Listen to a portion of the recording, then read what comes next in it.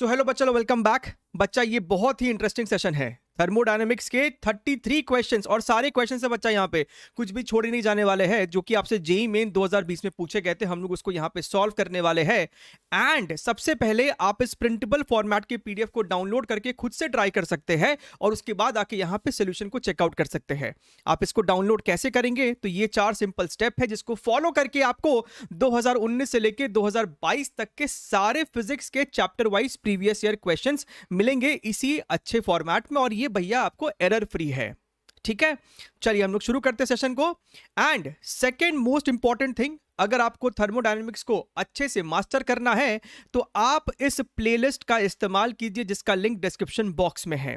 आपको यहां पे सबसे शुरुआत में 3 कॉन्सेप्ट वीडियो है जहां पे काइनेटिक थ्योरी ऑफ गैसेस, फिर थर्मोडायनेमिक्स है, फिर आपका ग्राफ्स है। और ये बच्चे आपको छोटे छोटे वीडियो है लेकिन 8 घंटे के वीडियो से बेटर हो सकते हैं कभी कभी।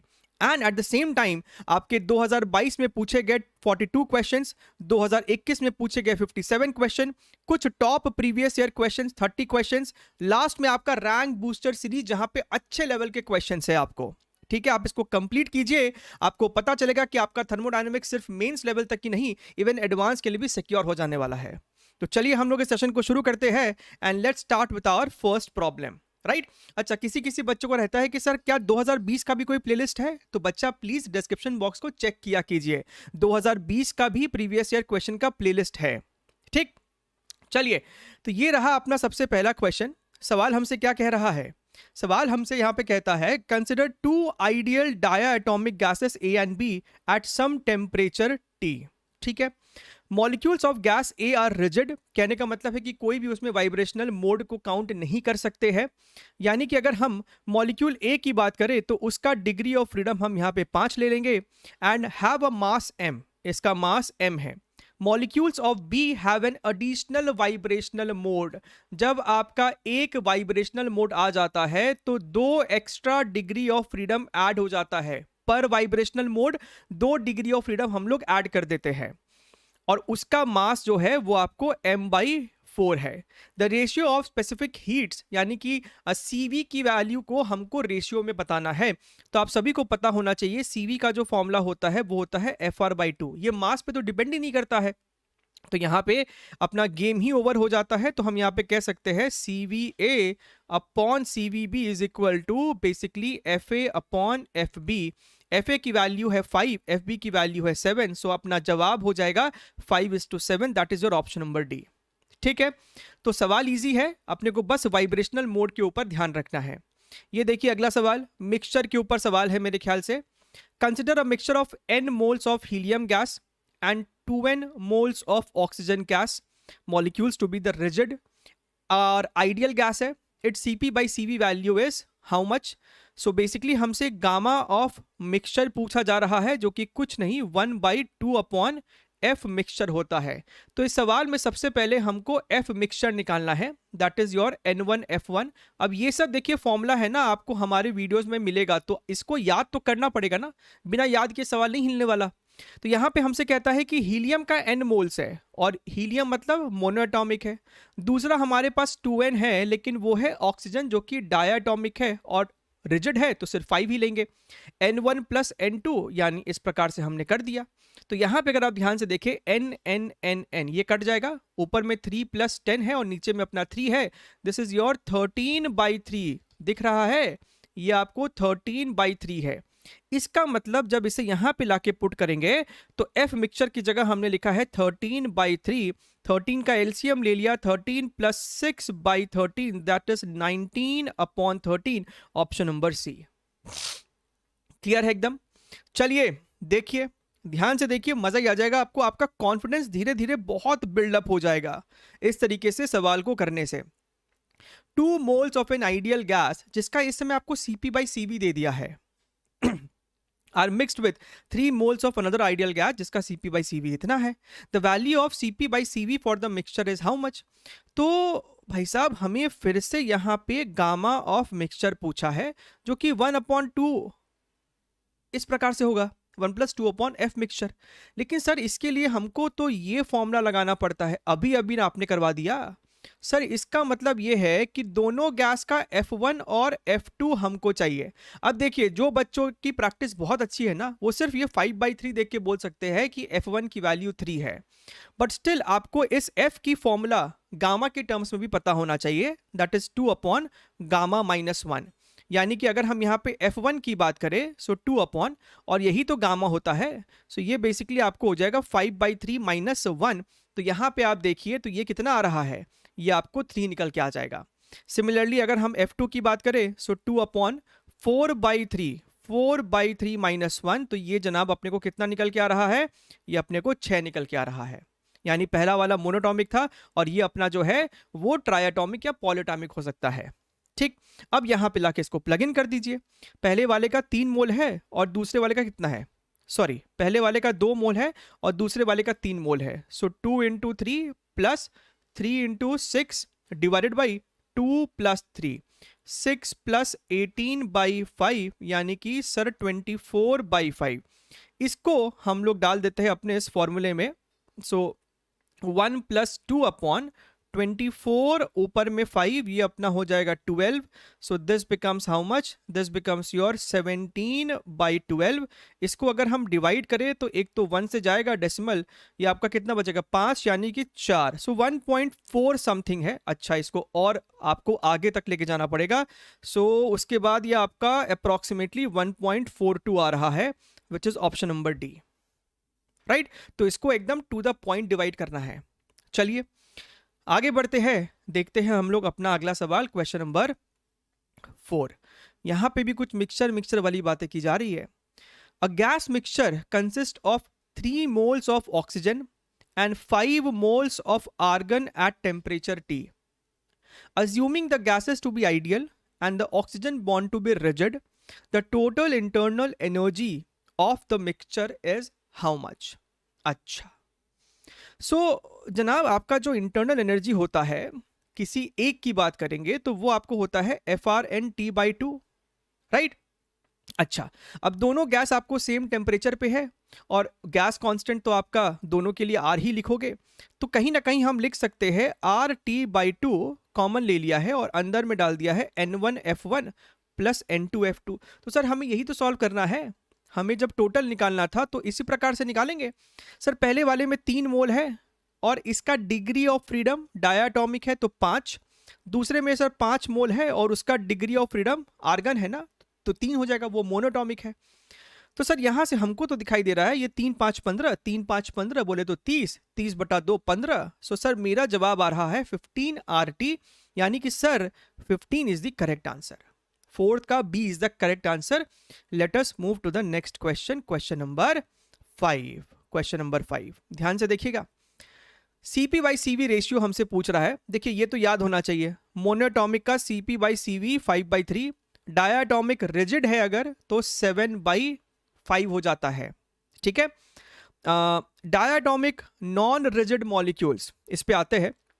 ट्राइएटॉमिक रिजिड मॉलिक्यूल, सो अगर हम ट्राइएटॉमिक की बात करेंगे तो इसका डिग्री ऑफ फ्रीडम आपको 6 होता है, जिस कारण से CP/CV 4/3 आ जाता है। और अगर हम यहाँ पे डायाटॉमिक नॉन रिजिड मॉलिक्यूल की बात करेंगे, यानी कि वो कहीं ना कहीं आपको हिंट दे रहा है कि वाइब्रेशनल मोड ले लीजिए, तो 5 + 2 7 हो जाएगा। यहाँ पे डिग्री ऑफ फ्रीडम ही 7 हो जाने वाला है, राइट। तो आपको पता है ना गामा की वैल्यू कितनी होती है, 1 + 2/f होती है। तो अगर हमने यहाँ पे डिग्री ऑफ फ्रीडम को ही 7 कर दिया तो ये तो भैया 9/7 हो जाएगा। तो ये वाले जनाब आपको 9/7 है, यानी कि ए की मैचिंग किसके साथ हो रही है, तो सर ए की जो मैचिंग है वो 4th के साथ हो रही है। 7/5 आपको जो है वो 1 के साथ मैचिंग होगी, ये वाली 9/7 आपको 2 के साथ मैचिंग होगी और ये वाली 3 के साथ। 4 1 2 3। अब अगर ध्यान से देखेंगे तो ऑप्शन नंबर ए जो है वो सही जवाब है, ठीक है। चलिए आसान सा सवाल था लेकिन चारों सॉल्व करना था, ऐसा नहीं कि एक कोई करके छोड़ देते। देखिएगा, consider a gas of triatomic molecules. The molecules are assumed to be triangular and made of massless rigid rods whose vertices are occupied by atoms. The internal energy of a mole of gas at temperature T is how much? तो हमसे U की value पूछ रहा है जो कि हमको FrNT/2 होता है। जिस प्रकार का ये स्ट्रक्चर है, ना तो ये लीनियर है, राइट, तो पॉलीएटॉमिक है और नॉन लीनियर है, तो हम यहाँ पे कहेंगे इसका डिग्री ऑफ फ्रीडम 6 होने वाला है। और रिजिड है तो कोई भी वाइब्रेशनल मोड है नहीं, तो यहाँ पे डिग्री ऑफ फ्रीडम आपको 6 हो जाएगा। गैस कांस्टेंट n है, नंबर ऑफ मोल्स 1 है, टेम्परेचर को हमने T पकड़ा है, ये आपको 2 है, सो दिस बिकम्स 3RT। ये कोई ऑप्शन है क्या? है सर, ऑप्शन नंबर डी जो है सर वो मैच कर रहा है। क्लियर है एकदम? तो सवाल ये वाला आपको इजी कैटेगरी का कहलाएगा। अच्छा, ध्यान से देखिए, let us see our next question, question number 7। क्या कहता है? To raise the temperature of a certain mass of gas by 50 degree centigrade at constant pressure 160 calories of heat is required. आप सभी को पता है कि delta Q is equal to NCP, constant pressure बोला ना, NCP डेल्टा T। तो हमको यहाँ पे हीट दे रखा है 160 कैलोरीज। N की वैल्यू अभी तो कुछ समझ में आ नहीं रहा है, तो फिलहाल इसको N ही पकड़ लेते हैं, इसको CP रख लिया है, and change in temperature is 50। Equation number 1। Sir यहाँ पे बच्चे सोच रहे होंगे कि सर यहाँ पे तो 160 कैलोरी था, तो सर इसको जूल्स में कन्वर्ट नहीं करेंगे क्या? तो ठीक है ना, हो सकता है कि हमने सीपी का भी यूनिट अपने मन में कैलोरी ही मान रखा है, ठीक। When the same mass of gas, यानी कि नंबर ऑफ मोल सेम है इस बार भी, is cooled by 100 degree centigrade at constant volume 240 calories of heat is released. हमसे कहता है कि 240 कैलोरी हीट इज रिलीज्ड जब आपका इस बार CV रहा था और चेंज इन टेम्परेचर 100 है, ठीक बात है। How many degrees of freedom does each molecule of guys have? तो हमसे यहाँ पे भैया F की वैल्यू पूछ रहा है, तो मैंने बोला इक्वेशन नंबर 1 और 2 को आपस में डिवाइड कर दो।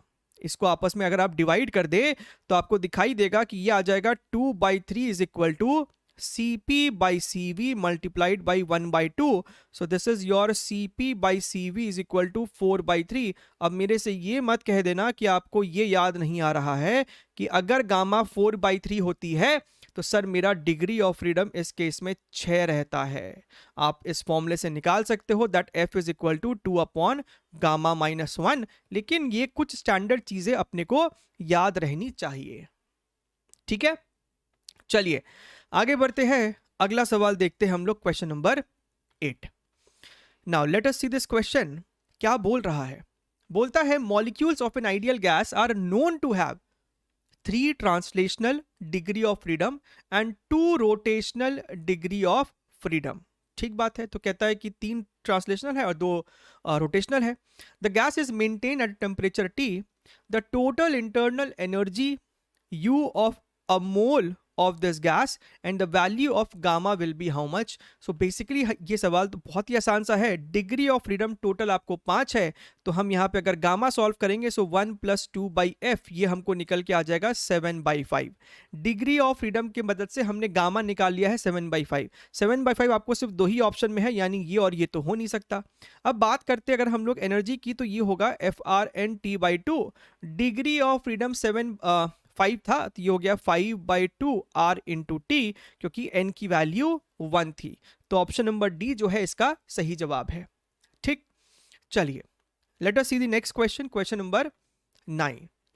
ओहो हो, यहां पे तो सर यूनिट्स ही देख के घबराहट हो जाती है। ध्यान से देखिएगा, number of molecules in a volume of 4 centimetre cube of a perfect monoatomic gas at some temperature T and pressure of 2 centimetre of Hg। हमको नंबर ऑफ मॉलिक्यूल्स पूछा है, हमसे नंबर ऑफ मोल्स नहीं पूछा है, हमसे यहां पे नंबर ऑफ मॉलिक्यूल्स पूछ रहा है। अच्छा, और देखिएगा, तो एक बात सबसे पहले देखिए कि आपको जो PV is equal to NRT equation होता है उसमें N नंबर ऑफ मोल्स है। दूसरी बात यहां पे क्या है कि हमको प्रेशर देखिए 2 सेंटीमीटर ऑफ Hg में दिया है। सबसे पहले तो इसको प्रेशर के यूनिट में कन्वर्ट करना पड़ेगा। So pressure is equal to, sir what do you mean by 2 centimetre of Hg? 2 centimetre of Hg का मतलब है कि मरकरी का जो हाइट है वो 2 सेंटीमीटर है, तो वो अपने बॉटम पे जो प्रेशर अप्लाई कर रहा है वही प्रेशर हम यहाँ पे बात करेंगे। सो ये बेसिकली ρgh हो जाएगा। अगर आप ध्यान से देखें, यहाँ पे जितना भी आपको यूनिट्स दे रखा है, mean kinetic energy of a molecule is इतना अर्ग CGS unit, CGS unit, CGS unit. तो एक काम करते हैं, अभी भी हम लोग प्रेशर को CGS में ही निकालेंगे। So rho g h density of mercury is, ये भी देखिए CGS में दिया था, तो 13.6 multiplied by gravity is how much, 980। This is your 980 and height is how much, 2। इसको ऐसे रहने दो, ये अपना प्रेशर आ गया। अच्छा, अब देखिएगा, अब हमें इस इक्वेशन में ना टेम्परेचर को हटाना है, तो वो कैसे हटाएंगे? सर हमें काइनेटिक एनर्जी दिया है एक मॉलिक्यूल का कितना होता है, तो सर वो तो होता है 3/2 बोल्ट्जमैन कांस्टेंट इनटू टेम्परेचर। तो सर यहां से हम लोग टेम्परेचर को क्या लिख पा रहे हैं? टेम्परेचर को लिख रहे हैं 2 into kinetic energy upon 3 into Boltzmann constant.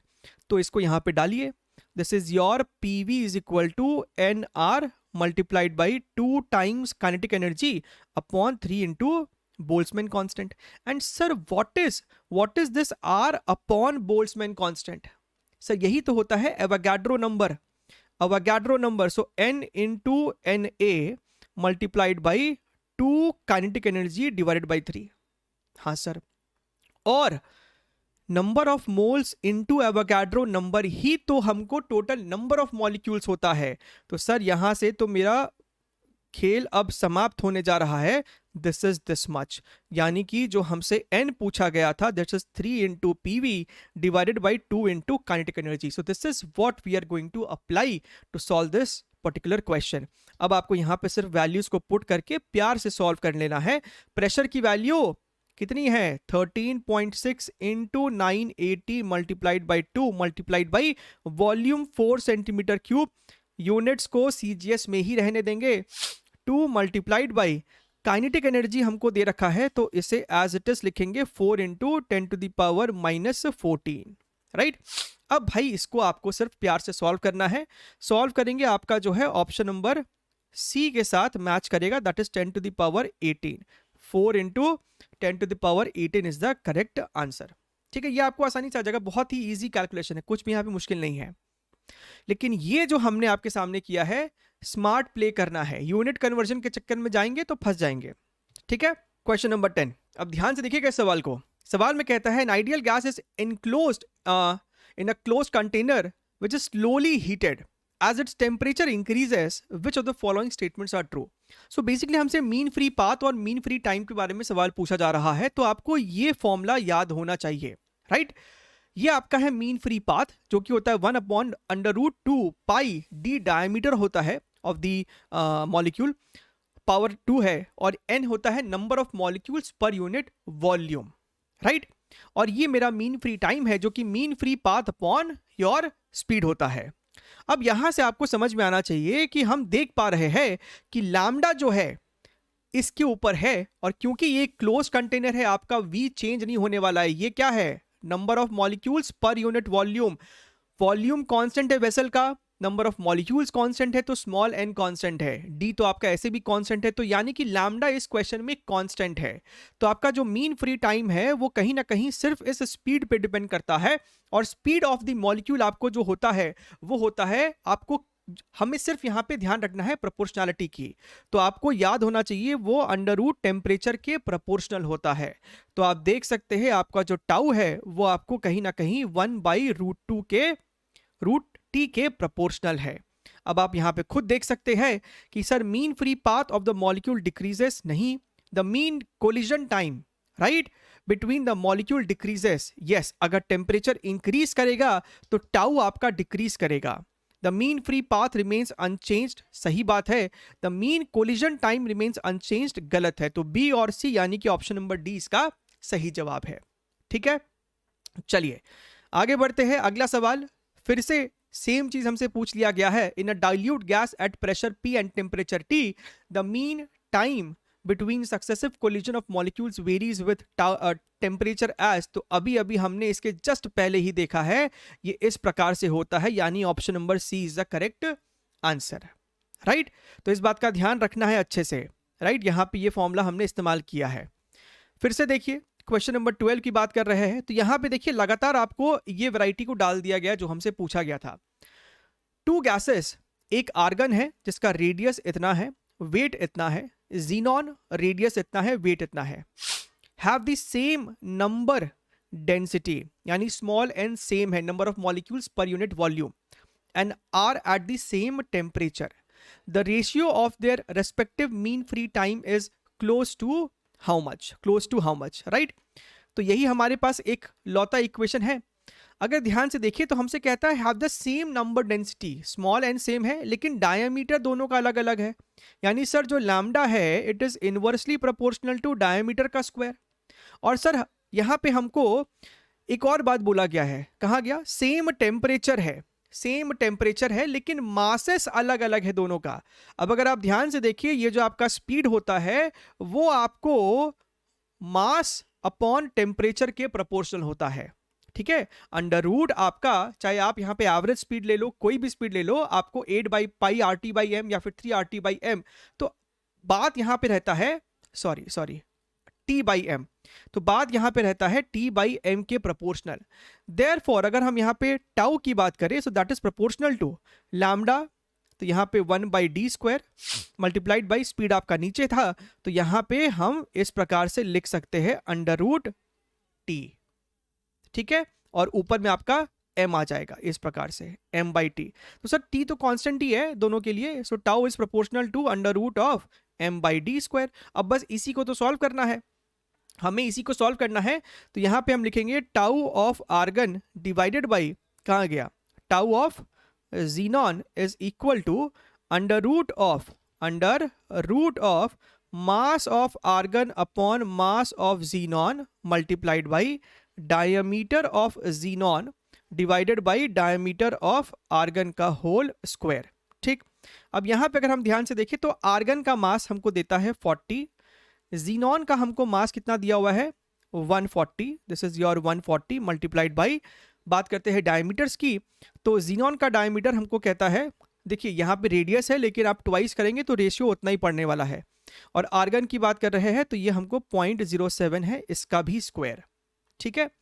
सो ये अपना कट जाएगा, this is your under root, अगर हम ध्यान से देखें तो ये हमको आ रहा है 2/7 मल्टीप्लाइड बाई, अगर हम इसको ध्यान से देखें तो ऊपर में आपका बेसिकली इंटू 100 हो जाएगा और नीचे आपका 10, तो ये बेसिकली आपको 10/7 बच रहा है, यानी कि 100/49। अब इसको जो है अपने को सॉल्व करना है और अप्रोक्सीमेट वैल्यू निकालनी है, कोई बहुत ज़्यादा एग्जैक्ट हमें नहीं खेलना है। तो आप इसको जब सॉल्व करेंगे आपको रफली 1.09 के आसपास आंसर आ जाएगा, ठीक है, कोई मुश्किल बात नहीं है आप इसे सॉल्व करना, राइट।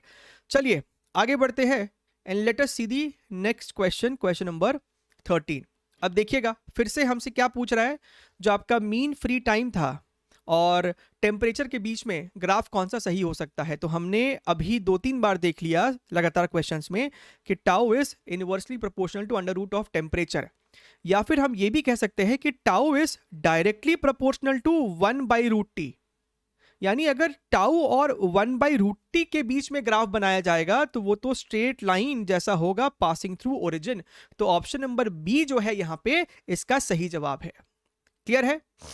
चलिए late us see the next question, question number 14। ध्यान से देखिएगा, अंडर एन एडियाबैटिक प्रोसेस कैसा है सर? ध्यान से देखिएगा, एडियाबैटिक है, the volume of an ideal gas gets doubled, ठीक है।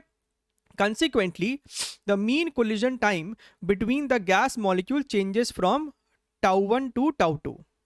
If Cp by Cv is gamma for this gas, then a good estimate for τ2 upon τ1 is going to be how much?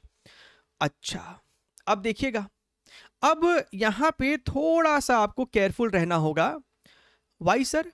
Because जब आपका gas का यहां पे volume देखिए change हो रहा है, कैसे चेंज हो रहा है? The volume of ideal gas gets doubled.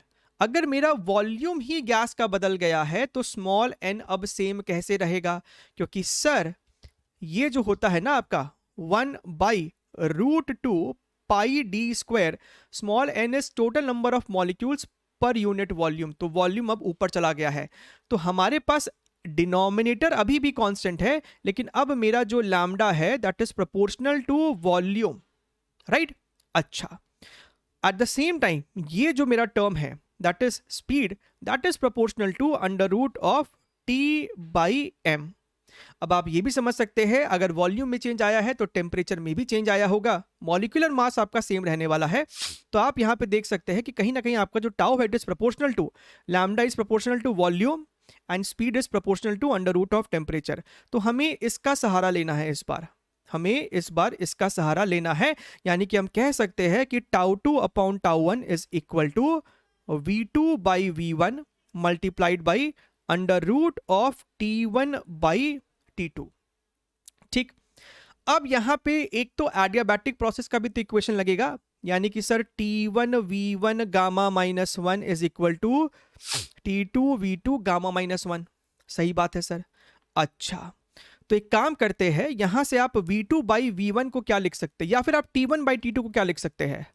अगर आप ध्यान से देखें तो हम t1 बाई t2 को लिख सकते हैं v2 by v1 gamma minus 1।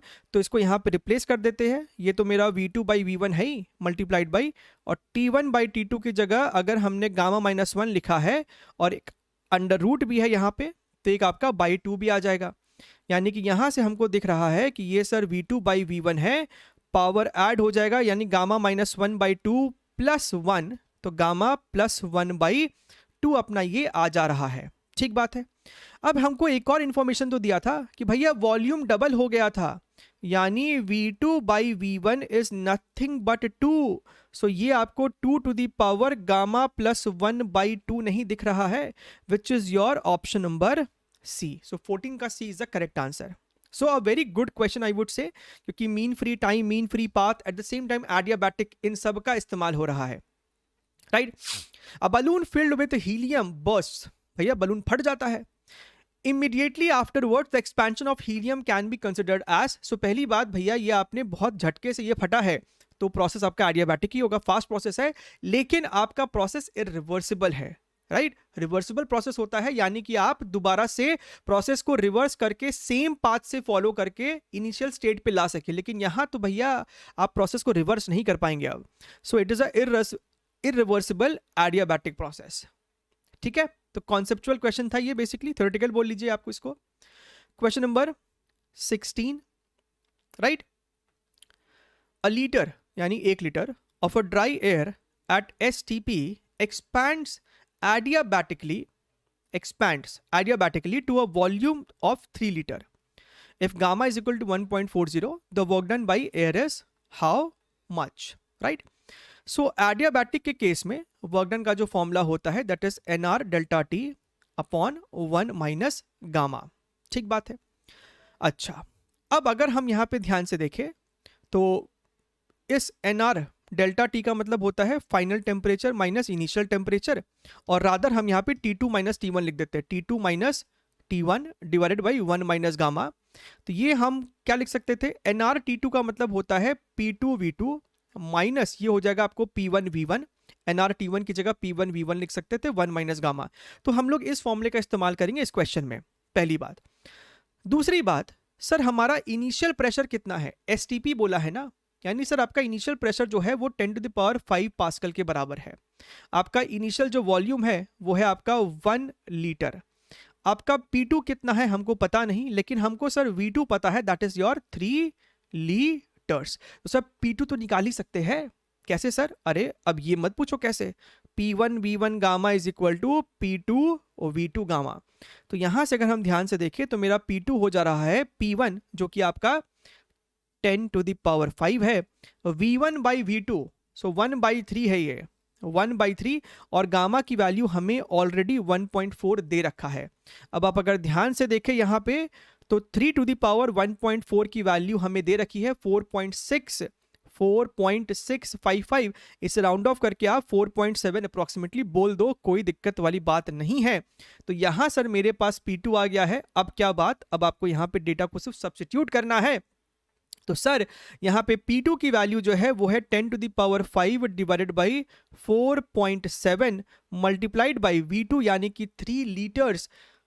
चिंता मत कीजिए, उस लीटर को मीटर क्यूब में कन्वर्ट करना है अब, तो होल यहाँ पे मल्टीप्लाई कर देते हैं 10 टू द पावर -3 ताकि लीटर मीटर क्यूब में तब्दील हो जाए। डिवाइडेड बाई 1 माइनस गामा की वैल्यू मेरे पास ऑलरेडी 1.40 यहाँ पे दे रखी है। ठीक है, बढ़िया है। अब क्या करना है, इस 10⁻³ को आप अंदर मल्टीप्लाई कीजिए। आप जब इसको सॉल्व करेंगे आपका आंसर जो है वो जनाब नेगेटिव में आएगा। ठीक है, ये जब आप इसको सॉल्व करोगे आपका आंसर नेगेटिव में आ सकता है। आपको यहाँ पे मैग्नीट्यूड ही अगर रिपोर्ट करना है तो मैग्नीट्यूड हम रिपोर्ट कर देंगे। When you solve this you will get option number C as correct answer, approximately 90.5 joules. This is what you are going to get. ठीक है, नेगेटिव हो या पॉजिटिव जो भी आपका आंसर आएगा हमें यहाँ पे पुट कर देना है। आगे बढ़े। सो आई होप आपको ये सवाल भी समझ में आ गया है, कोई ज्यादा मुश्किल बात इसमें है नहीं। चलिए बात करते हैं इसके क्वेश्चन नंबर 17 की। In an adiabatic process the density of a diatomic gas, देखिएगा डेंसिटी बोल रहा है, of a diatomic gas becomes 32 times its initial value. The final pressure of the gas is found to be n times the initial pressure. The value of n is how much? So basically हमारे पास जो relation है वो है PV gamma is equal to constant. सही बात है, लेकिन density का क्या रोल है? तो सर डेंसिटी होता है मास बाई वॉल्यूम, यानी कि आपका जो वॉल्यूम है that is inversely proportional to density. तो यहाँ पे डाल सकते थे ना, यहाँ पे डाल सकते थे वॉल्यूम की जगह हम यहाँ पे 1/ρ डाल सकते थे इस प्रकार से। This fellow is your constant basically. तो आपको पता चल गया कि अब आपका pressure is proportional to density to the power gamma.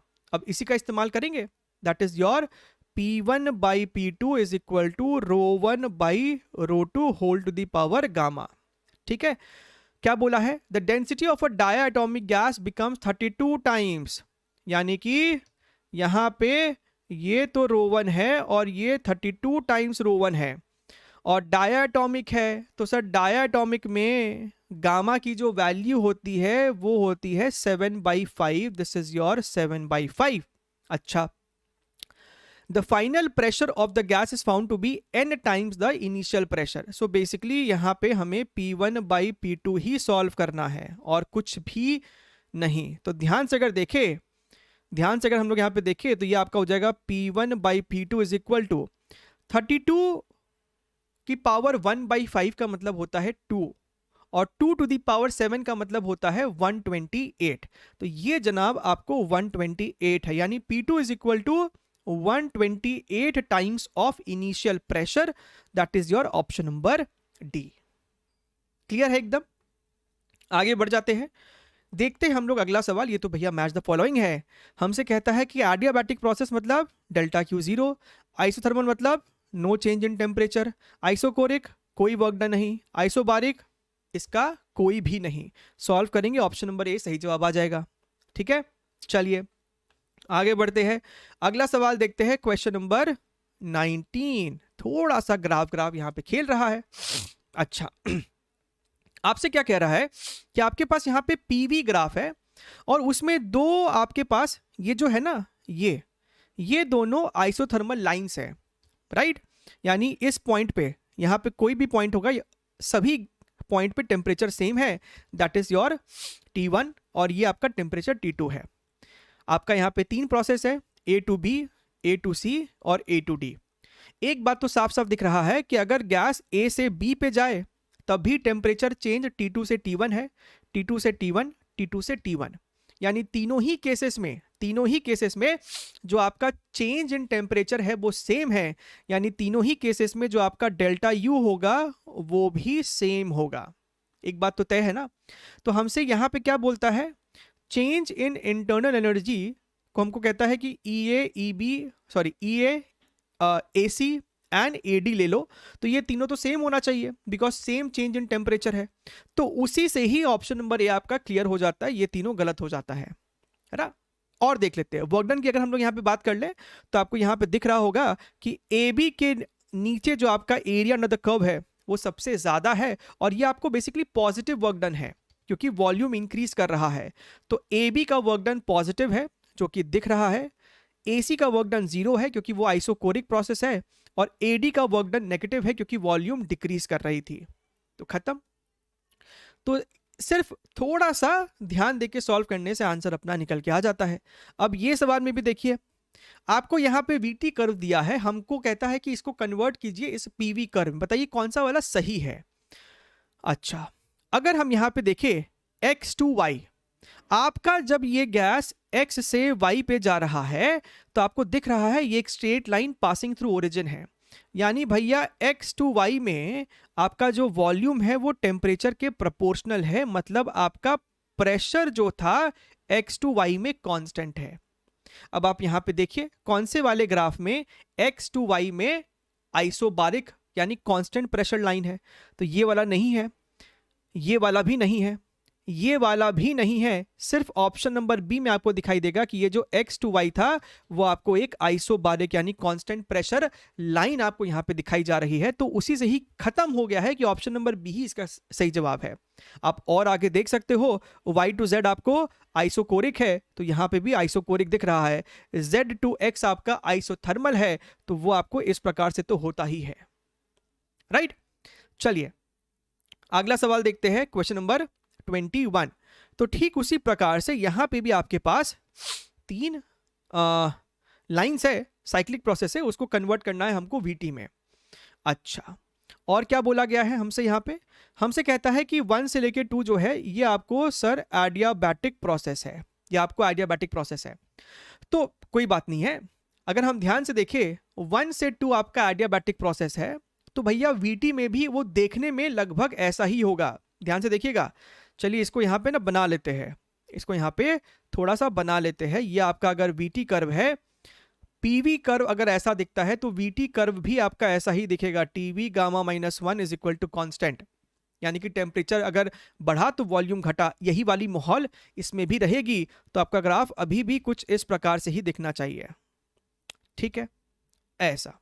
अच्छा, अब सवाल उठता है कि आप जब 1 से 2 जा रहे थे तो आपका वॉल्यूम इंक्रीज कर रहा था, तो इस बार ऐसा दिखाना पड़ेगा 1 to 2। अगर हम 2 to 3 की बात करें तो ये सर कांस्टेंट प्रेशर है, 2 to 3 is your pressure is equal to constant, यानी sir volume is proportional to temperature. तो सर ये तो वीटी कर्व है, यानी एक स्ट्रेट लाइन जिसको अगर एक्सटेंड किया तो वो ओरिजिन से पास होता हुआ दिखना चाहिए था, ठीक बात है। तो ये सर हो गया है मेरा 2 to 3। और 3 to 1 की अगर बात करें तो सर ये कांस्टेंट वॉल्यूम लाइन है जो कि हमको इस प्रकार से दिख रहा है, ये रहा मेरा कांस्टेंट वॉल्यूम लाइन। तो देखिए कौन सा ऑप्शन जा रहा है, ऑप्शन नंबर बी। क्लियर है, तो आप ही के सामने बनाया है ना, आप ही के सामने इसको बना के दिखा दिया हमने।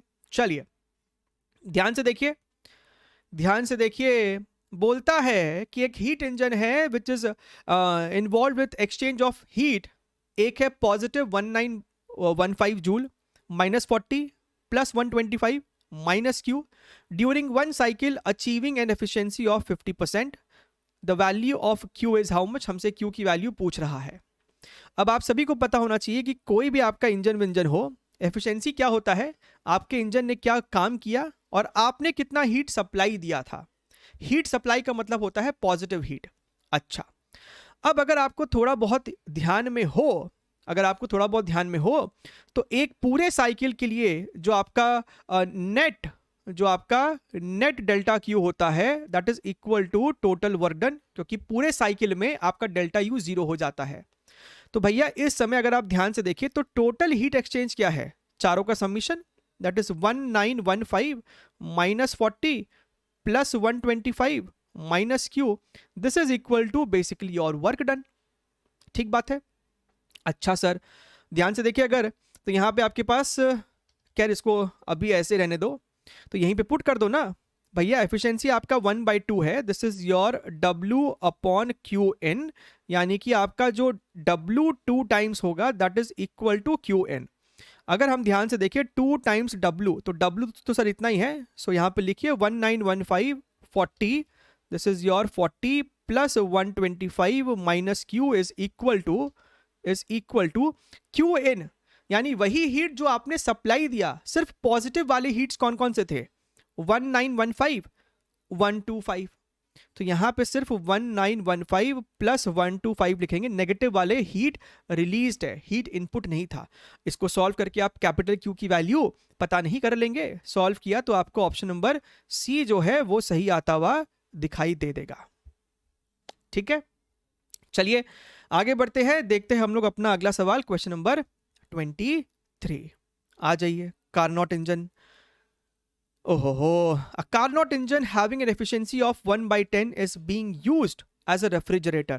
अच्छा, तो भैया एक कार्नोट इंजन को आप रेफ्रिजरेटर के लिए इस्तेमाल कर रहे हैं। अगर आपको ध्यान में हो, आपका इंजन का जो चित्र है कुछ इस प्रकार से है।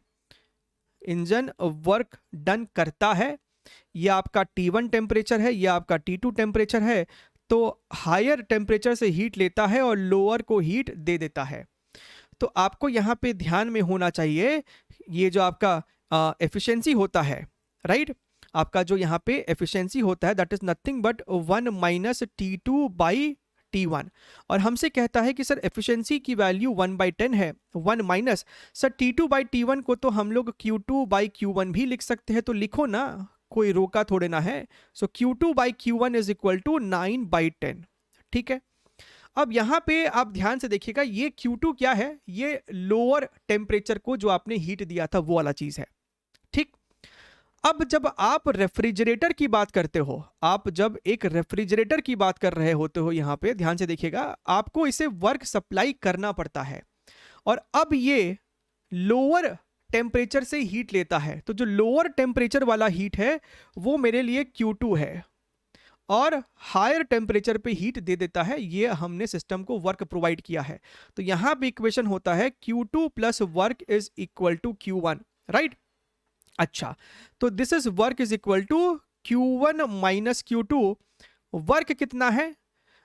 If work done on the refrigerator is 10 joule, the amount of heat absorbed from the reservoir at lower temperature. हमसे Q2 पूछ रहा है, तो क्यों ना हम इस इक्वेशन से Q1 की वैल्यू को निकाल दें कि सर Q1 जो है that is equal to 10 times Q2 by 9। तो यहां पे लिख दीजिए 10 times Q2 by 9 minus Q2। तो आपको ये दिखाई दे रहा है 10 माइनस, ये आपको हो जाएगा Q2 बाई 9, यानी कि sir Q2 is equal to 90 joules. तो इतना हीट आपने एक्सट्रैक्ट किया है रिजर्वॉयर से। ध्यान ये रखना है कि यहाँ पे जो हमारा Q2 है वो लोअर बॉडी के लिए था, तो यहां पे इसे लेफ्ट साइड में ड्रॉ कर देंगे। ठीक है, तो प्रॉपर आपको डिटेल में एक्सप्लेन किया गया है, ना कि सिर्फ फॉर्मूला आपके लिए चिपका दिया गया हो। इस सवाल में आपके पास क्या है कि आपका दो इंजन आपस में सीरीज में है। दो इंजन जो है, ध्यान से देखिएगा, इस प्रकार से हमारा बैक टू बैक सीरीज में है, खटाक खटाक खटाक खटाक, राइट। एक ने W1 वर्क डन किया, दूसरे ने W2 वर्क डन किया। और हमसे सवाल में कहता है कि आपका ये टेम्परेचर T1 है, ये टेम्परेचर T2 है, बीच में हमारे पास टेम्परेचर T है, राइट। अच्छा, हमसे क्या पूछ रहा है? हमसे पूछता है how is T related to T1 and T2 अगर दोनों इंजन ने same amount of work done किया है। तो मैंने बोला कि चलिए मान लेते हैं यहां से Q1 हीट खींचा है, यहां पे Q2 छोड़ दिया है, सॉरी Q छोड़ दिया है। अब यही Q सेकेंड इंजन को मिल गया है और इसने यहां पे Q2 फेंक दिया है। ठीक बात है। तो भैया हमसे सवाल में कहता है कि दोनों इंजन का वर्क डन अगर सेम है, और सर वर्क डन क्या होगा? Q1 minus capital Q। अब देखिए इतना तो आपको पता ही होगा, Q1 माइनस कैपिटल Q, यहां पे हो जाएगा Q माइनस कैपिटल Q2। सब सही बात है, W2 is Q minus capital Q2। अच्छा, अब सर हम इसे लिख सकते हैं Q1 plus Q2 is equal to 2Q, और इस कैपिटल Q को अगर हम लेफ्ट साइड ले आए तो Q1 by Q plus Q2 by Q is equal to 2। Sir इसे तो हम लोग T1 बाई T लिख सकते थे, कार्नोट का जो प्रॉपर्टी है, T2 by 2 is equal to 2। तो सर यहां से कैपिटल T की वैल्यू तो सर मीन आ रही है, T1 प्लस T2 बाई 2। तो यही मेरा सही जवाब है, ऑप्शन नंबर सी। मीन होता है, एवरेज होता है अगर हमारा वर्क डन दोनों इंजन का सेम हो। ठीक है, चलिए question number 25। Nitrogen gas is at 300 degree Celsius temperature. The temperature in kelvin at which RMS speed of H2 molecule would be equal to the RMS speed of nitrogen molecule is how much. तो ये आपको एक direct formula based question है। आपका जो RMS speed का equation होता है या जो फॉर्मूला होता है दैट इज √3RT/m। तो हमसे कहता है कि दोनों का ही भैया V R M S same है, तो इक्वेट कर देते हैं 3R। अच्छा, द टेम्परेचर एट विच, तो सबसे पहले बात करते हैं नाइट्रोजन की।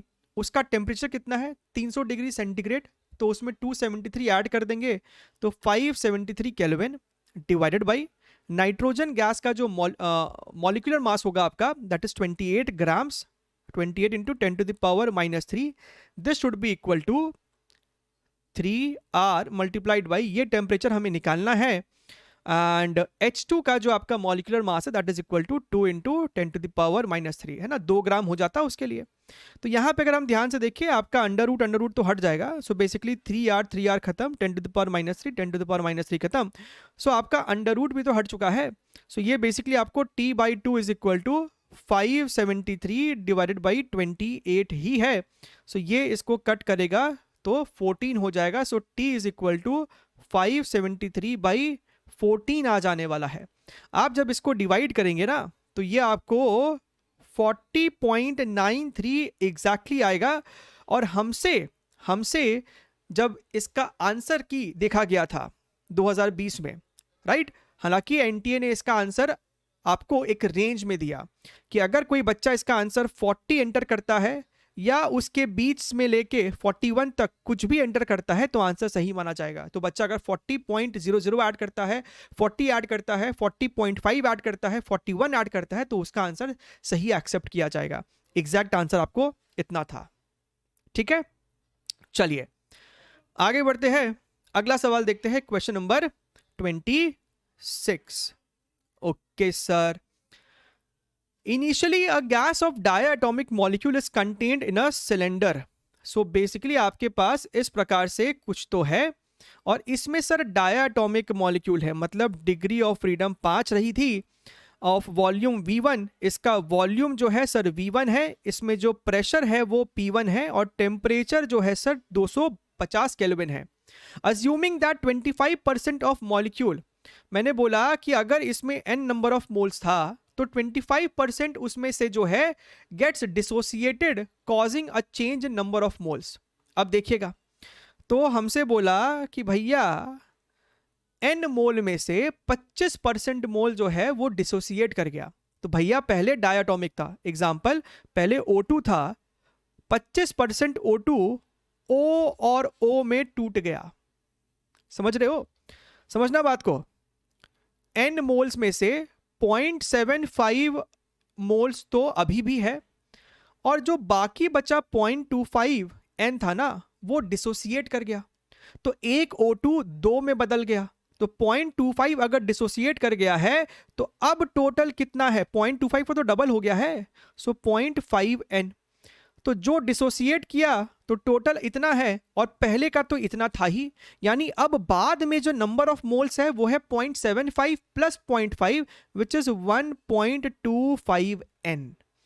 वॉल्यूम आपका आज भी V1 ही रहेगा, है ना। अच्छा, the pressure of the resulting gas at temperature इतना।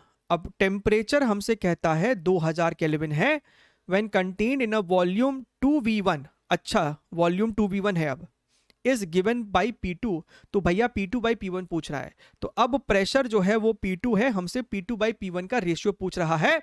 तो खत्म खेला, खत्म। क्या sir, P1V1/N1T1 is equal to P2V2/N2T2। अब आपको नंबर ऑफ मोल्स भी इंक्लूड करना पड़ेगा सिस्टम में। तो भाई साहब P1 multiplied by V1 upon N1 multiplied by 250 is equal to P2 multiplied by 2V1।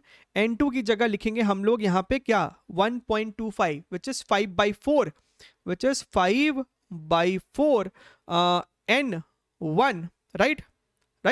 ये अगर N1 था तो ये 1.25 N1 है which is equal to N2 itself and multiplied by temperature जो है मेरा सर वो 2000 केल्विन है।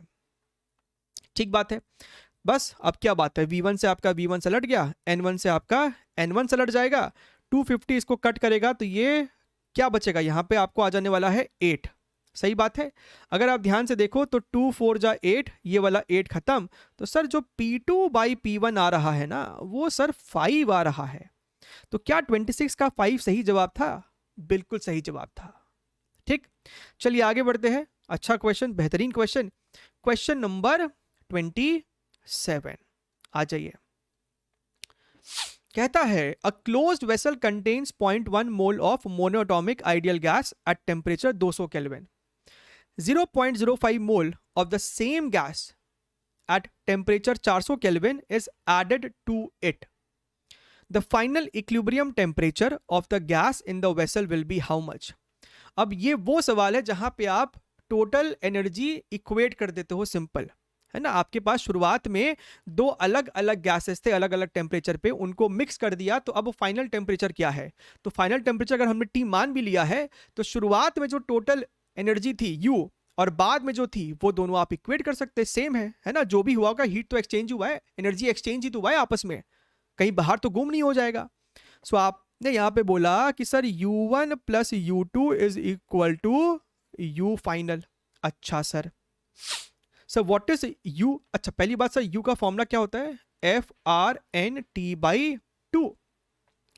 सो पहला वाला जो आपका है it is a monoatomic ideal gas इतना ऑफ द सेम गैस, यानी दोनों गैस सर मेरा है मोनोएटॉमिक ही, यानी दोनों गैस के लिए F की वैल्यू तो सेम ही है, तो इसको F ही रखा, इसको R ही रखा। हाँ, नंबर ऑफ मोल्स शुरुआत में इसका 0.1 है और टेम्परेचर की बात करेंगे तो सर ये 200 है डिवाइडेड बाई 2, प्लस दूसरी की बात करें तो ये भी F है ये भी R है।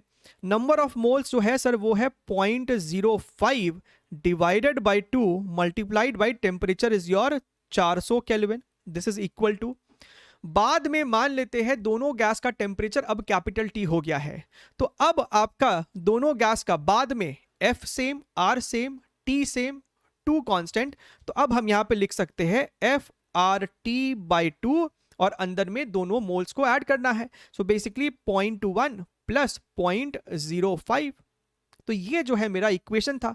सो FR/2 FR/2 खत्म। सो यहां पे हमारे पास क्या दिख रहा है? 2 इंटू 0.1 इज 0.2 और यहां पे आपका 20 प्लस ये आपका कितना हो जाएगा? ये आपको हो रहा है 0.2 इंटू दिस मच, तो दिस इज अगेन योर 20। दिख रहा है ना यहाँ पे 0.05 इंटू 4 करोगे तो वो आपको हो जाने वाला है 0.2 इंटू 100 मतलब 20। सो टेम्परेचर मल्टीप्लाइड बाई ये मेरा आ रहा है 0.15। So T is equal to 40 divided by 0.15 बोले तो 15 और ऊपर में मेरा 100 आ जाएगा। This is your 53, this is your 8, so this is your 800/3 which is nothing but 266.67। And जब NTA ने इसका फाइनल उस टाइम पे आंसर की दिया था तो आप ये तो डाल ही सकते थे, ये आपको एग्जैक्ट है, लेकिन उसने एक रेंज एक्सेप्ट की थी कि 266 से लेके 267 तक, इसके बीच में कोई भी आंसर बच्चा एंटर करता है सही माना जाएगा। 266.2 भी डाल दिया है तो भी सही है। ठीक है, चलिए आगे बढ़ते हैं, बात करते हैं हम लोग अपने अगले क्वेश्चन 28 की। अच्छा ध्यान से देखिएगा, 28 नंबर क्वेश्चन, इसमें कहता है starting at a temperature of 300 kelvin 1 mole of an ideal diatomic gas. Sir diatomic की बात की जा रही है, आपको इसका गामा दे ही रखा है 1.4, is first compressed adiabatically from volume V1 to V2.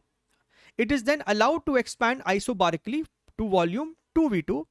If all the processes are quasi-static, then the final temperature of the gas is to the nearest integer. अच्छा, शाबाश। तो भैया पहले आपका प्रोसेस एडियाबैटिक था, तो हम यहां पे बोलेंगे T1 V1 gamma -1 is equal to T2 V2 gamma -1। हालांकि इस प्रॉब्लम में एक बहुत बड़ी दिक्कत है जो कि NTA को नहीं करना चाहिए और आगे से उम्मीद है कि वो नहीं करेंगे इस चीज को, वो अभी आपको समझ में आएगा क्या दिक्कत है।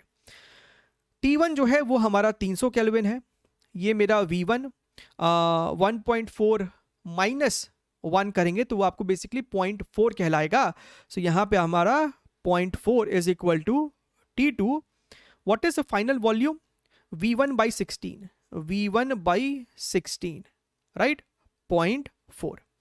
सो we can see that sir मेरा ये V1 वाला टर्म जो है वो तो कट जाएगा sir. T2 is equal to 300, ये आपका आ रहा है 16 to the power 0.4 is nothing but 2/5. अच्छा सर ये तो आ गया T2 टेम्परेचर. अब हमसे कहता है कि it is now allowed to expand isobarically, यानी जब सर प्रेशर कांस्टेंट होता है तब मेरा वॉल्यूम टेम्परेचर के प्रोपोर्शनल होता है. अब आप खुद सोचिए कि अगर अब आपका आइसोबारिकली टू वॉल्यूम 2V2, अब अगर आपका वॉल्यूम डबल हुआ था यानी टेम्परेचर भी डबल हुआ होगा, तो मेरा जो इवेंचुअली फाइनल टेम्परेचर है that is double of T2. तो ये हो गया है 600 multiplied by 16 to the power 2/5. इस सवाल का सबसे बड़ा जो दुख है, दर्द है, वो यही है. और ये जनरली या फिर हमेशा से ही ऐसा होता रहा है कि आपको सवाल में दे दिया जाता है कि भैया ठीक है एक काम करना, 16 टू द पावर 1/5 या फिर 16 टू द पावर 0.4 को इतना ले लेना. वो आपको सवाल में देना पड़ेगा, इसे करने का ना कोई उपाय नहीं है. ठीक है, अगर बच्चा इसके लिए कोई ट्रिक सीख भी लेता है कल को by using some Newton method और न्यूटन राफसन मेथड, उससे कुछ फायदा नहीं होगा क्योंकि वो हर बार एप्लीकेबल नहीं हो पाएगा. तो यहीं पे सवाल में दिक्कत है. हालांकि मैं आपके लिए, अगर आप इसको एग्जैक्टली कैलकुलेटर से सॉल्व करेंगे तो ये आपको जो निकल के आता है वह है 1819, राइट. लेकिन एनटीए ने जब इसका आंसर दिया था तो वो एक रेंज दिया था कि 1816 से लेके 1820, इसके बीच में बच्चा कोई भी आंसर एंटर करता है तो उसे एक्सेप्ट या फिर मान्य लिया जाएगा, राइट. ऐसा ही एक और इशू है आपके आने वाले आगे एक सवाल में दिखाया जाएगा आपको भी. चलिए इस सवाल को देखिए, ये आपको ठीक क्वेश्चन है. सवाल में कहता है the change in the magnitude of the volume of an ideal gas when a small additional pressure delta P is applied at constant temperature is same as the change when temperature is reduced by a small quantity delta T at constant pressure. समझिएगा, आपके पास equation है PV is equal to nRT. दो situation है. पहला क्या है? पहला है मेरा कि भैया कांस्टेंट टेम्परेचर पे आपने प्रेशर में चेंज लाया और छोटा चेंज लाया. तो अगर टेम्परेचर कांस्टेंट है तो delta P by P is going to be delta V by V magnitude. सिर्फ मैग्नीट्यूड की बात कर रहे हैं हम लोग यहाँ पे, ठीक है. एरर वाला जो अपना फंडा होता है, भैया यहाँ पे PV कांस्टेंट है यानी P is proportional to V to the power -1. So magnitude की बात करेंगे तो इतना ही लिखोगे आप उसको, ठीक है. और दूसरे केस में क्या बोलता है? दूसरे केस में हमसे बोलता है is the same as the change when temperature is reduced by delta T at constant pressure. दूसरे केस में प्रेशर कांस्टेंट है यानी volume is proportional to temperature, मतलब delta V by V is equal to delta T by T. अब किसको equate करना है? ध्यान से देखिएगा. Is small additional change is applied to a constant temperature is same as a change when temperature is reduced by small delta T at constant pressure. The change in magnitude of volume. So दोनों ही case में delta V by V same है. तो हम कह सकते हैं कि दोनों इक्वेशन को अगर इक्वेट किया तो delta P by P is equal to delta T by T. अब अगर आप ध्यान से देखिए, फाइनल फॉर्मेट मेरा ऐसा है तो हम यहाँ पे डेल्टा T को लिख सकते हैं, this is equal to T by P delta P, right. खत्म. सर T और P की वैल्यू तो हमको दे रखी है. Temperature is your 300 kelvin and pressure is your 2 ATM. तो ATM में ही रखेंगे क्योंकि मेरा आंसर भी केल्विन अपॉन ATM में ही है. So delta P this is your 150 delta P. तो इस सवाल का सही जवाब जनाब 150 ही है, राइट. चलिए आगे बढ़ते हैं, देखते हैं अगला सवाल. Question number 30. A Carnot engine operates between two reservoirs of temperature 900 and 300 Kelvin. The engine performs 1200 joule of work. The heat energy delivered by the engine to the lower temperature reservoir is how much. तो अगर आप यहाँ पे चाहो तो चित्र भी बना सकते हो, कोई कष्ट वाली बात नहीं है इस प्रकार से। तो सर यहाँ से Q1 हीट है, सर यहाँ पे Q2 है, ये वाला सर T1 है, ये वाला सर T2 है। This is your work done. ठीक बात है। अब यहाँ पे ध्यान से देखिए, हमसे Q2 पूछा है, लोअर टेम्परेचर तो T2 है ना। तो एक तो सर मेरे पास इक्वेशन आ जाता है कि work done is equal to Q1 minus Q2। ठीक। अच्छा, मेरे पास एक और चीज है कार्नोट साइकिल से कि Q1 by Q2 should be equal to T1 by T2। और सर T1 बाई T2 कितना है, 900 बटा 300 यानी कि 3। यानी कि सर हम Q1 को लिख सकते थे 3 टाइम्स Q2। तो यहां पे डाल देते हैं, वर्क डन कितना है 1200, Q1 की जगह 3Q2 माइनस Q2 यानी कि sir Q2 is equal to 600। इस सवाल का सही जवाब 600 जूल्स है। आगे बढ़ जाते हैं, अगला सवाल देखते हैं, क्वेश्चन नंबर 31। अब इस सवाल में भी वही तकलीफ है।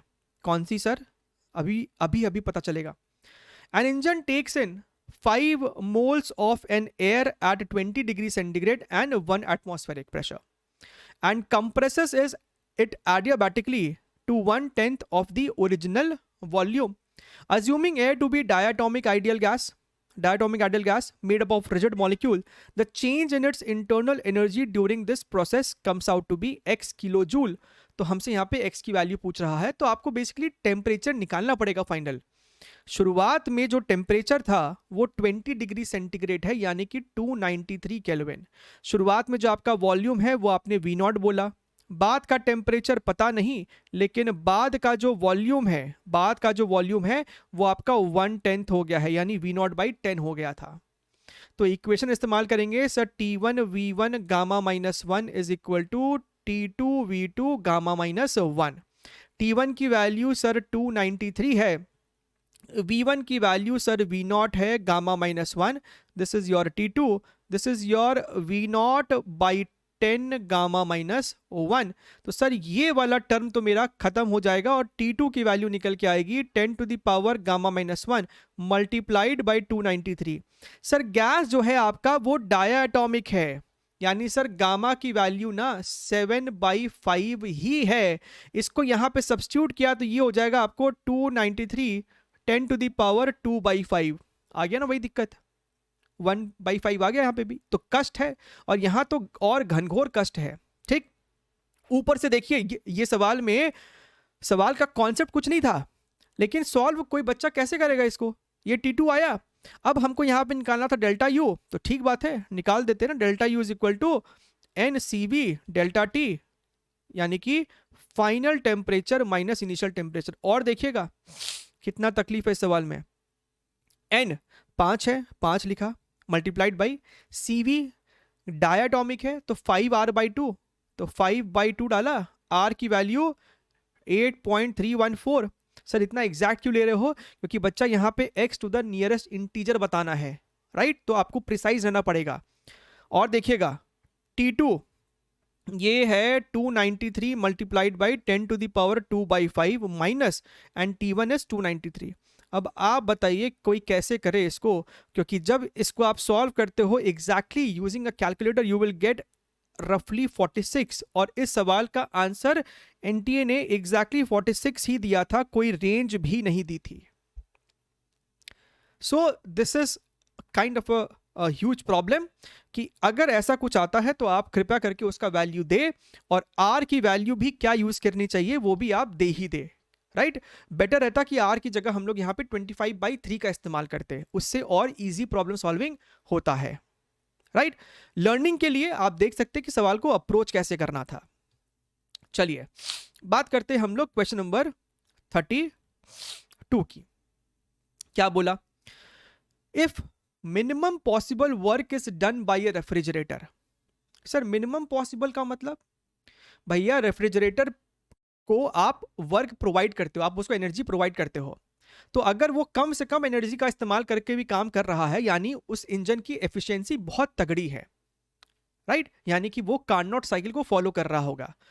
इन converting 100 grams of water at 0 degree centigrade to ice, how much heat in calories is released to the surrounding at temperature 27 degree centigrade. ध्यान से देखिएगा, थोड़ा बहुत इसमें कैलोरीमेट्री को भी इस्तेमाल किया गया है। तो यहां हम बना लेते हैं मेरा रेफ्रिजरेटर का ब्लॉक डायग्राम। आपने इसको एनर्जी प्रोवाइड की, यहां से Q1 खींचा और यहां पे Q2 फेंक दिया। ठीक है, ये आपका लोअर टेम्परेचर T1, ये आपका हायर टेम्परेचर T2, यहां से Q1 लिया है, यहां पे Q2 दे दिया है, ये आपका वर्क डन प्रोवाइडेड है। अच्छा, if minimum possible work is done, इस लाइन का मतलब सिर्फ इतना ही है कि ये कार्नोट साइकिल फॉलो कर रहा है, यानी कि मेरे पास Q1 by Q2 is equal to T1 by T2 है। बस इतना ही बात है। By refrigerator in converting 100 grams of water at 0 degree centigrade to ice, यानी कि सर इसके अंदर क्या चल रहा है? इसके अंदर 100 ग्राम पानी एट 0 डिग्री सेंटीग्रेड कन्वर्ट हुआ है आइस में। तो ऐसा करने के लिए तो आपको सिस्टम से हीट खींचना पड़ा होगा Q1। तो आपने कितना हीट खींच लिया होगा? M into L. So mass is 100 grams and L की वैल्यू कितनी है? 80 calorie per gram. So this is your 8000 calories. तो आपने जो Q1 हीट खींचा है वो 8000 कैलोरीज है। Is release to the surrounding at temperature, how much heat is release? तो हमसे Q2 पूछ रहा था। To a surrounding at temperature इतना, तो T2 की वैल्यू 27 डिग्री सेंटीग्रेड है, यानी कि 300 केल्विन है, और ये जो है मेरा 0 डिग्री सेंटीग्रेड पे था, यानी 273 केल्विन। तो खेला ही खत्म हो गया भैया। Q1 की वैल्यू 8000 है, ये मेरा Q2 है, T1 की वैल्यू 273 है, T2 की वैल्यू सर 300 है। बस, तो सर यहां से जो मेरा Q2 आ रहा है that is 300 multiplied by 8000 divided by 273। इसे आप सॉल्व कर सकते हैं। When you solve this you will get answer as 8791, जो आप ला सकते हैं। ये कोई मुश्किल बात नहीं है। तो ये सवाल का सही जवाब है, राइट? बढ़िया है। हो, बोलते बोलते थक गए हैं भाई साहब। अब आ चुके हैं हम लोग अपने आखिरी सवाल पे, है ना? 1 टेक में रिकॉर्डिंग हो रहा है, देखिएगा। कहता है an engine operates by taking a monoatomic ideal gas through the cycle shown in the figure. The percentage efficiency of the engine is close to. अब होता क्या है कि आपका जो एफिशिएंसी होता है ना, दैट इज योर कितना वर्क डन हुआ है अपॉन Qn। आपको डिनोमिनेटर में वही हीट लेना है जो कि आपने सिस्टम ने एब्जॉर्ब करा है, यानी positive heat, right? So when you see over here, या फिर आप इस बात को ध्यान में भी रखेंगे, आपका जब प्रेशर इंक्रीज हो रहा है ना, इस जोन में आपका हीट एब्जॉर्ब हुआ था, इस जोन में आपका सिस्टम में हीट एब्जॉर्ब हुआ है, बाकी दोनों जगह आपका हीट रिजेक्ट हुआ होगा। यहाँ पे प्रेशर डिक्रीज हो रहा है, यहाँ पे वॉल्यूम डिक्रीज हो रहा है। आप इसको चेक कर सकते हैं, आप इसको चेक भी कर सकते हैं by using your delta Q is equal to NCV delta T. और एक बारी देखिएगा, अगर हम CD की बात करें, यहाँ पे आपका delta Q is proportional to NCV delta T, यानी कि delta Q is proportional to change in temperature, T final minus T initial. अब आप देख सकते हो ना कि ये जो आपका टेम्परेचर होगा ना, वो C के मुकाबले आपका कम होगा, क्योंकि C to D में आपका वॉल्यूम कांस्टेंट है, यानी कि pressure is proportional to temperature. तो भैया अगर प्रेशर घटा था तो टेम्परेचर भी घटा होगा, यानी ये टर्म नेगेटिव है, तो डेल्टा क्यू नेगेटिव है। सो इस तरीके से आप चारों के लिए चेक कर सकते हैं, और आपको ये बात पता चलेगी कि आपका जो हीट एब्जॉर्ब्ड है वो AB और BC में ही है। So efficiency is equal to work done. Sir work done हो जाता है इस लूप का एरिया, और क्योंकि साइक्लिक क्लॉकवाइज है तो पॉजिटिव वर्क डन ही है। एरिया कितना हो जाएगा? Length into breadth. तो सर ये वाली जो चीज है वो आ रही है 2P0, और ये आपका V0 है। So work done is 2P0 V0। अच्छा, डेल्टा क्यू इन, तो भैया Q1 प्लस Q2। Q1 क्या है भैया? अगर आप ध्यान से देखिए, Q from A to B plus Q from B to C। This is your 2P0 V0 divided by AB में हीट एब्जॉर्ब्ड। AB आपका आइसोकोरिक है, CV लगाना पड़ेगा, NCV delta T। This is your N CV, delta T का मतलब हो जाता है यहाँ पे TB minus TA plus BC isobaric है, NCP डेल्टा टी यानी TC माइनस TB हो जाता है ये। अब देखिएगा, this is equal to 2P0 V0 right, divided by N। CV में क्या लिखोगे भैया, आपका जो CV है कौन सा गैस है, मोनोटॉमिक है, दिस इज योर 3R/2। तो यहाँ पे हमने लिख दिया है इसे 3/2 और ये आपका हो गया है NRTB minus TA right, plus यहाँ पे आपका 5/2 निकल के आ जाएगा बाहर में, CP की जगह 5/2 और NRTC माइनस TB। सर ऐसा क्यों किया बेटा, ऐसा इसलिए किया ना क्योंकि अब अगले ही लाइन में अपने को आने वाला है मजा। देखिएगा, इस 2 को तो ऊपर भेज दो तो ये 2 ऊपर चल जाएगा, दिस इज योर 3।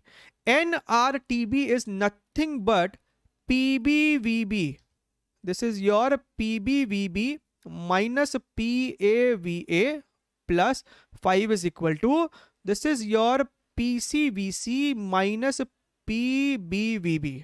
अच्छा, दिस इज योर ऊपर में आ रहा है 4P0 V0 divided by 3 multiplied by 3 multiplied by what is PBVB, ये हो जाएगा 3P0 into V0, this is your 3P0 into V0 minus PAVA is your P0 V0 plus PCVC is your 6P0 V0 minus 3P0 V0 right. So this is your numerator में है sir 4P0 V0 divided by, ये आपको हो जाएगा 2 into 6 यानी कि sir 6P0 V0 plus यहाँ पे 3 इंटू 5 15P0 V0। सो ये P0 V0 तो कट जाने वाला है, ऊपर में है 4 और नीचे में है 21 और हमसे यहाँ पे एफिशिएंसी यानी परसेंटेज में पूछा होगा तो इसे 100 से मल्टीप्लाई कीजिए। ठीक है सर, अच्छा अब क्या बात है, अब आप इसको भैया आराम से डिवाइड कीजिए और हमसे यहाँ पे क्लोज टू पूछा है 19 पॉइंट समथिंग होगा, सो 19% जो है इस सवाल का सही जवाब हो जाएगा। क्लियर है? सो आई होप आपको ये सेशन समझ में आया है, लाइक किए बिना मत जाइएगा एंड सारे PYQs को सॉल्व कीजिए, आपको अपने आप कॉन्फिडेंस बूस्ट हो जाएगा। चलिए take care, wish you best of luck.